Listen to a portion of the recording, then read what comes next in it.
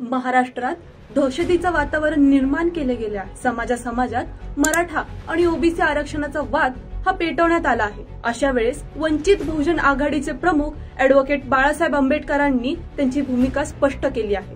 त्यांनी आरक्षण बचाव यात्रा ही 25 जुलैपासून या राज्यात काढलेली आहे। या यात्रेचा समारोप सभा ही औरंगाबाद येथे 7 ऑगस्ट रोजी होणार आहे। तर हा 7 ऑगस्ट वंचित बहुजन आघाडीकडून मंडल विजय दिवस म्हणून साजरा करण्यात येणार आहे। अशा वेळेस महाविकास आघाडी व महायुतीच्या काही नेत्यांना अॅडव्होकेट प्रकाश आंबेडकरांनी निमंत्रण दिले आहे।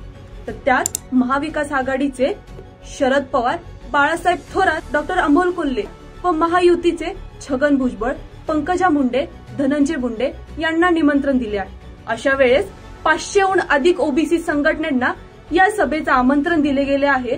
त्याचबरोबर वंचित बहुजन आघाडीकडून सर्व आरक्षणवाद्यांना आव्हान केले जात आहे की त्यांनी या सभेला उपस्थित राहावे।